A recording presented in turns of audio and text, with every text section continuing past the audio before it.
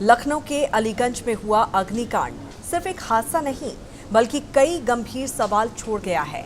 एक ऐसी इमारत जहां बच्चे अपने भविष्य को संवारने के लिए पहुंचे थे, कुछ ही मिनटों में मौत के जाल में बदल गई। इस दर्दनाक हादसे में 15 लोगों की जान चली गई, जबकि कई परिवार हमेशा के लिए टूट गए। अब जांच में जो तथ्य सामने आ रहे हैं वो हैरान करने वाले हैं। रिहायशी मंजूरी वाली बिल्डिंग में कमर्शियल गतिविधियां चल रही थी। फायर सेफ्टी इंतजामों पर सवाल हैं और प्रशासनिक निगरानी को लेकर भी गंभीर सवाल उठ रहे हैं। आखिर इस त्रासदी का जिम्मेदार कौन है? किसकी लापरवाही ने 15 जिंदगियों को निगल लिया?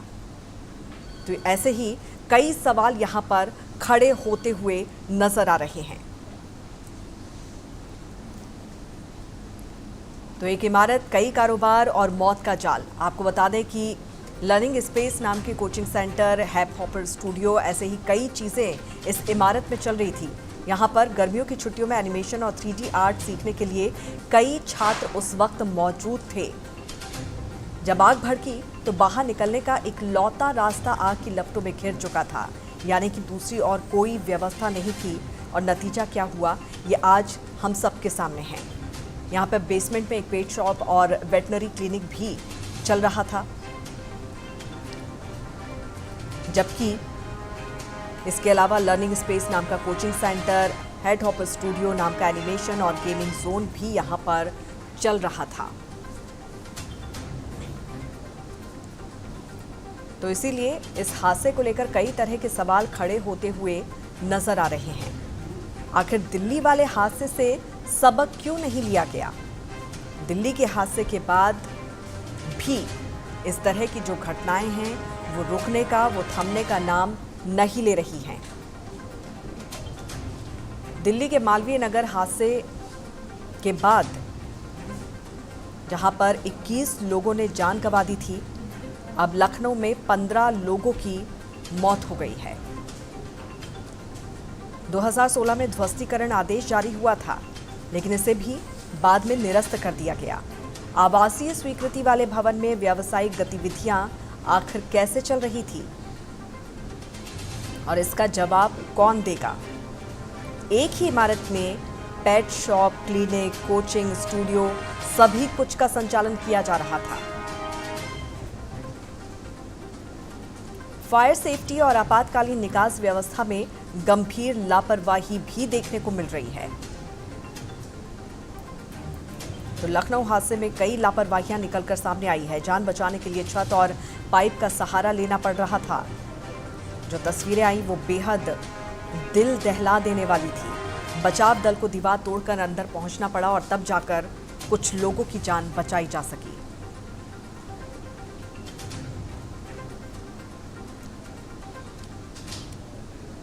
इलाके में सोमवार की दोपहर जो हुआ, उसने सिर्फ एक इमारत को नहीं जलाया, बल्कि 15 परिवारों के सपनों, उम्मीदों और भविष्य को भी राख में बदल दिया। आग की लपटें कुछ घंटों में शांत हो गई, लेकिन जिन घरों से बेटे बेटियां हमेशा के लिए चले गए, वहां उठी चीखें शायद सालों तक नहीं थमेंगी। भीड़ में हर चेहरा एक कहानी कह रहा था। कोई बेटे की तस्वीर सीने से लगाए बैठा था, कोई बेटी का नाम पुकार रहा था और रो रहा था। किसी की आंखें सूख चुकी थी तो किसी के आंसू थमने का नाम नहीं ले रहे थे।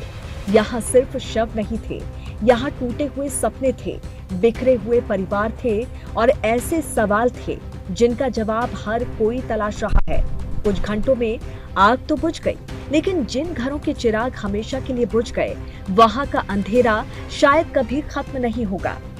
किसी माँ की गोद सूनी हो गई, किसी पिता का सहारा छिन गया, किसी बहन का भाई चला गया और किसी घर की सारी उम्मीदें एक ही झटके में खत्म हो गई। अस्पतालों और पोस्टमार्टम हाउस के बाहर बिलखते परिजन। जिस इमारत में यह हादसा हुआ, उसके बेसमेंट से लेकर पहली मंजिल तक पेट शॉप और वेटनरी क्लिनिक संचालित था। दूसरी मंजिल पर कोचिंग सेंटर और एनिमेशन स्टूडियो चल रहा था, जहां गर्मी की छुट्टियों में बड़ी संख्या में छात्र आते थे। हादसे के वक्त भी अंदर मौजूद ज्यादातर लोग छात्र, युवा, आर्टिस्ट और कर्मचारी थे। जिस 3 मंजिला इमारत में ये भयानक खेल हुआ, वो नियमों को ताक पर रखकर मौत का लाइव चैम्बर बनी हुई थी। तो ऐसे में इस एक इमारत को लेकर कई तरह के सवाल खड़े हो रहे हैं। बेसमेंट, ग्राउंड और फर्स्ट फ्लोर, यहाँ पेट शॉप और वेटनरी क्लिनिक संचालन हो रहा था। सेकेंड फ्लोर लर्निंग स्पेस नाम का कोचिंग सेंटर और हेड हॉपर स्टूडियो नाम का एनिमेशन व गेमिंग जोन था। बच्चों की मौजूदगी। गर्मियों की छुट्टियों में एनिमेशन और 3D आर्ट सीखने आए कई छात्र छात्राएं और युवा डिजिटल आर्टिस्ट इस मंजिल पर छुपे थे। एकमात्र निकास। जब आग भड़की तो बाहर निकलने का इकलौता रास्ता आग की लपटों से घिर चुका था। लेकिन आग की भयावहता से ज्यादा चौंकाने वाले हैं वो सवाल जो अब इस इमारत की वैधता और सुरक्षा व्यवस्था को लेकर उठ रही हैं। जो खामियां और लापरवाही बरसों से इस बिल्डिंग में सीना ताने खड़ी थी, उस पर प्रशासन की नजर तब क्यों नहीं गई जब ये मासूम जिंदा थे? क्या सिर्फ निलंबन और गिरफ्तारियां उन 15 परिवारों का दर्द कम कर पाएंगी जिन्होंने अपने बच्चों को खो दिया? ऐसे में इस लापरवाही को लेकर कई तरह के सवाल खड़े हो रहे हैं। भवन की सुरक्षा और वैधता को लेकर पहले से सवाल थे। 2016 में ध्वस्तीकरण आदेश जारी हुआ था, बाद में निरस्त कर दिया गया। आवासीय स्वीकृति वाले भवन में व्यावसायिक गतिविधियों का संचालन, एक ही इमारत में पेट शॉप, क्लिनिक, कोचिंग और स्टूडियो का संचालन, फायर सेफ्टी और आपातकालीन निकास व्यवस्था में गंभीर लापरवाही, जान बचाने के लिए छत और पाइप का सहारा लेना पड़ा, बचाव दल को दीवार तोड़कर अंदर पहुंचना पड़ा, निगरानी और निरीक्षण में प्रशासनिक चूक की आशंका।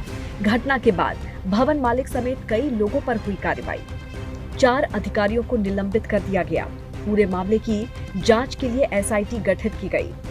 जांच में सामने आ रहा है कि जिस भवन में यह हादसा हुआ उसे मूल रूप से रिहायशी इस्तेमाल के लिए स्वीकृति मिली हुई थी, लेकिन समय के साथ वहां कई तरह की व्यावसायिक गतिविधियां शुरू हो गई। रिकॉर्ड बताते हैं कि वर्षों पहले अनाधिकृत निर्माण को लेकर कार्रवाई की प्रक्रिया भी शुरू हुई थी, लेकिन मामला आगे नहीं बढ़ पाया। सबसे बड़ा सवाल फायर सेफ्टी को लेकर है।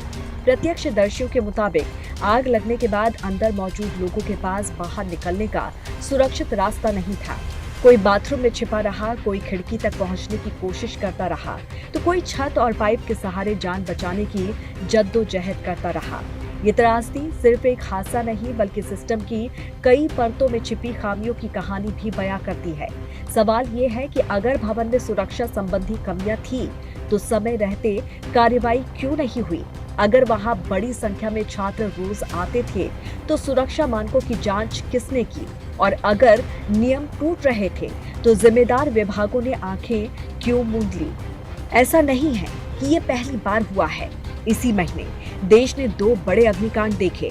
दिल्ली के मालवीय नगर में होटल में लगी आग में कई लोगों की जान चली गई, तो अब लखनऊ में 15 मासूम जिंदगियां खत्म हो गई। दोनों घटनाओं में एक बात समान रही, सुरक्षित निकास और फायर सेफ्टी व्यवस्था पर गंभीर सवाल। 22 जून 2026 लखनऊ अलीगंज गेमिंग जोन और कोचिंग सेंटर में आग, एग्जिट का रास्ता न होने से 15 बच्चों की दर्दनाक मौत।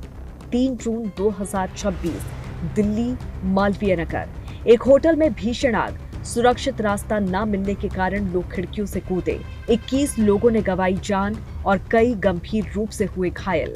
मुख्यमंत्री योगी आदित्यनाथ के निर्देश पर 4 अधिकारियों को सस्पेंड कर दिया गया है। 6 नामजद आरोपियों समेत कई जिम्मेदार लोगों के खिलाफ मुकदमा दर्ज हुआ है और 4 गिरफ्तारियां भी हुई हैं।